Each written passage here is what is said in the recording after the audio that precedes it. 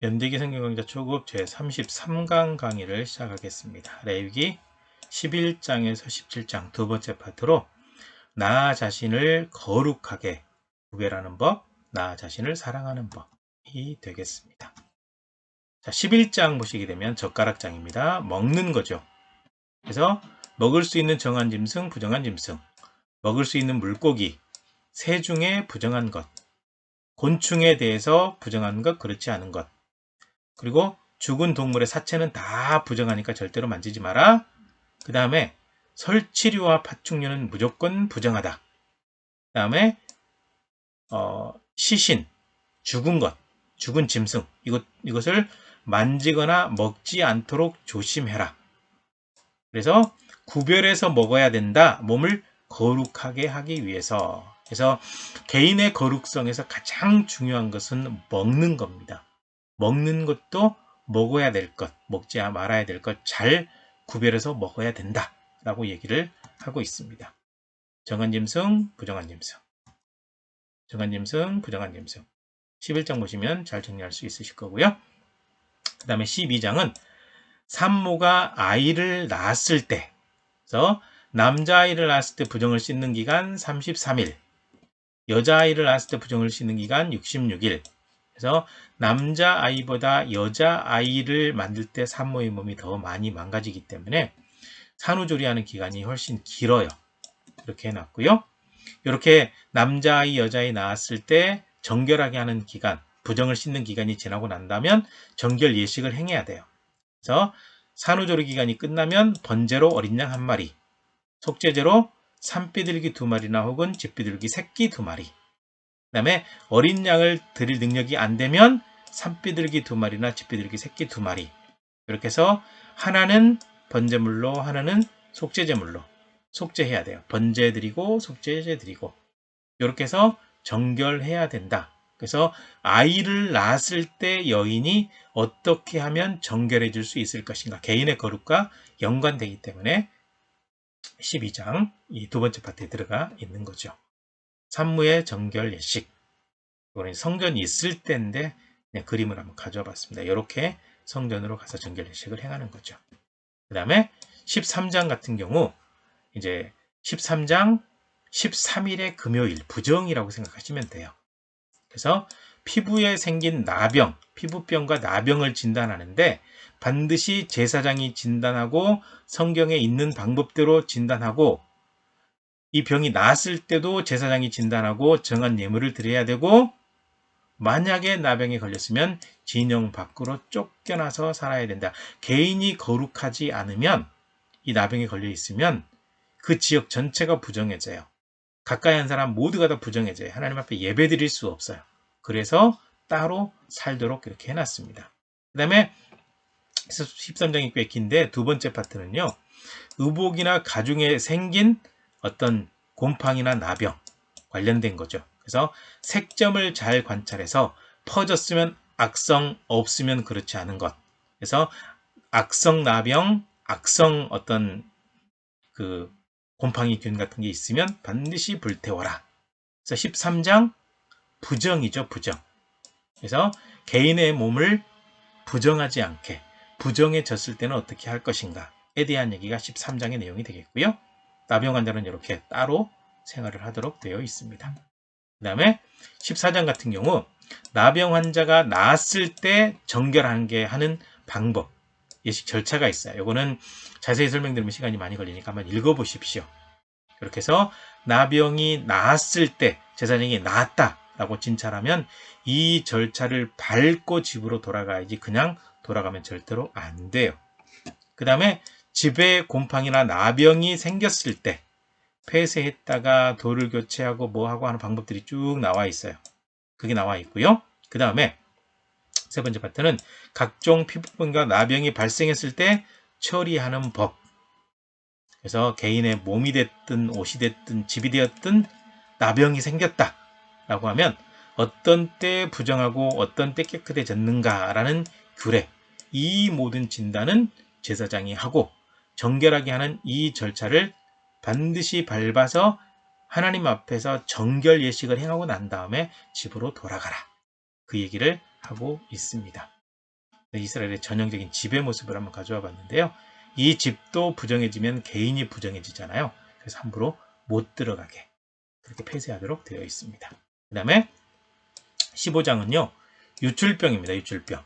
신약에 뭐 혈루병이라고 나오는데 몸에서 뭔가 균이나 고름이나 피가 흘러나오는 것에 대한 이야기이죠. 그래서 유출병. 이제 남자의 유출병입니다. 여기는. 그래서 유출병 있는 사람은 부정하다. 몸에서 흘러나오는 것이 안에 있든지 계속 밖으로 막혀 있다는 것은 안에서 머물러 있는 거죠. 그 다음에 흘러나온다는 것은 이제 그 몸의 어떤 부분을 통해서 배출되는 거죠. 그래서 부정하기 때문에 침상도, 옷도, 앉았던 자리도, 접촉한 사람, 안장, 모든 것이 다 부정해지니까 빨거나 씻어라. 질그릇은 깨뜨리고 나무 그릇은 씻어라. 만약에 유출병이 깨끗해졌다면 7일이 지나야 정결해진다. 그 다음에 설정. 이거는 정액이 몸으로 흘러나온 거죠. 몸 밖으로 흘러나온 거죠. 반드시 몸을 씻고 옷을 빨아야 돼요. 동침했다면 마찬가지로. 그 다음에 여인에게 유출병이 있을 때 이 유출병의 종류는 이제 매월 있는 월경, 마술 얘기하죠. 요거 있고 생리가 아닌 유출병, 이거는 신약의 혈루병이라고 나오는데 그런 병이죠. 요 병이 있을 때는 반드시 부정하니까 다 격리하고 만진 거나 이건 다 씻거나 빨아야 되고 정결해졌다고 한다면 정한 예물을 드리고 정결의식을 행해야 된다. 개인의 몸, 위생 관련된 거, 질병에 관련된 거죠. 남녀가 부정하게 되는 거죠. 그 다음에 16장에 같은 경우 아론이 속죄제 드리고 성소에 들어가야 한다. 그래서 이 속죄소 앞에 아무나 들어가면 안 돼요. 두 아들이 죽은 후에 하나님께서 이렇게 해놨습니다. 그래서 개인의 정결을 얘기하고 있잖아요. 제사장이라고 할지라도 개인이 거룩하지 않으면 함부로 못 들어가요. 그래서 들어가기 전에 속죄제와 번제를 드려요. 이 규례가 나답과 아비후 죽고 난 다음에 정해졌습니다. 수송아지, 순염소 2마리, 순양 1마리로 제물 삼아서. 그 다음에 아론과 백성을 위해서 속죄제 드리는 방법에 대해서 설명을 하고 있는데요. 이렇게 반드시 백성들도 정결해야 돼요. 그러니까 개인의 정결과 관련돼요. 그러니까 백성들 전체를 위해서 속죄 드릴 때 아무래도 재물이 커지거나 양이 많아지겠죠. 자세한 것은 이 부분에 기록이 되어 있으니까 살펴보시면 될 것 같고요. 그 다음에 적어도 개인이 1년에 한 번은 속죄일에 속죄제를 드려야 돼요. 또 개인의 거룩과 관련됩니다. 그래서 모세는 하나님의 명령대로 이스라엘 백성들에게 실행하라고 얘기를 했습니다. 16장 같은 경우 이제 개인이 백성 전체도 그렇고 제사장도 그렇고 개인도 그렇고 하나님 앞에서 깨끗해지는 속죄하는 방법을 알려주고 있습니다. 이때도 이제 제단불에 피를 바르기 때문에 이 의식이 같이 포함이 되어 있죠. 그리고 속죄제 드리는 속죄일은 7월 10일로 날짜가 정해져 있습니다. 7월 10일은 백성들 전체가 속죄제 드리고 개인도 속죄제 드려야 되고 하나님 앞에 회개해야 되는 절기. 바로 이제 7월 10일 대속죄일이라고 규정해 놓았습니다. 그 다음에 레위기 17장 같은 경우는요. 제물 드릴 곳 피를 먹지 마라 이게 나오는데 반드시 하나님의 성막 앞에서 짐승을 잡아야 되고 정한 곳에서 잡지 않으면 무죄한 피를 흘린 자로 여김받아서 하나님 앞에 진노를 받게 되어 있습니다. 제물을 성막 앞에서 잡고 제사장에게 화목제로 하나님께 드리도록 그렇게 이제 제공을 해야 돼요. 그 다음에 음란하게 섬기던 순념소에게는 절대로 제사하지 마라. 이것은 영원한 규례가 된다는 거죠. 이게 개인의 정결과 관련되는 건요. 개인이 짐승을 잡잖아요. 그 짐승을 잡아서 먹을 때에도 피를 함부로 흘리면 안 되기 때문에 성막 앞에 가서 잡아야 된다라고 얘기를 하고 있고 그리고 그 개인에게 피를 먹는 개인은 더 이상 하나님의 백성이 아니다. 쫓아낸다. 끊어버리겠다. 그렇게 취급하겠다라는 거죠. 그래서 생명이 피에 있기 때문에 이 피는 죄를 속하는 용도, 하나님 앞에 죄를 씻기 위해서 드리는 용도이지 절대로 먹으면 안 된다라는 거죠. 그 다음에 만약에 죽은 짐승을 먹은 사람이 있다면 그 모든 사람은 옷을 빨고 몸을 씻어야 돼요. 몸이 정결해야 돼요. 개인의 거룩이죠. 그래서 먹는 것부터 출발을 해서 피부병 관련돼서 또 여러 가지 죄를 지어서 속죄제 드리는 방법, 또 하나님 앞에 짐승을 잡는 것, 피를 먹지 않는 것, 다 포함되어 있어서 개인이 어떻게 하면 하나님 앞에 거룩하게 살 것인가, 그 내용이 바로 11장에서 레위기 11장에서 17장의 내용이 되겠습니다.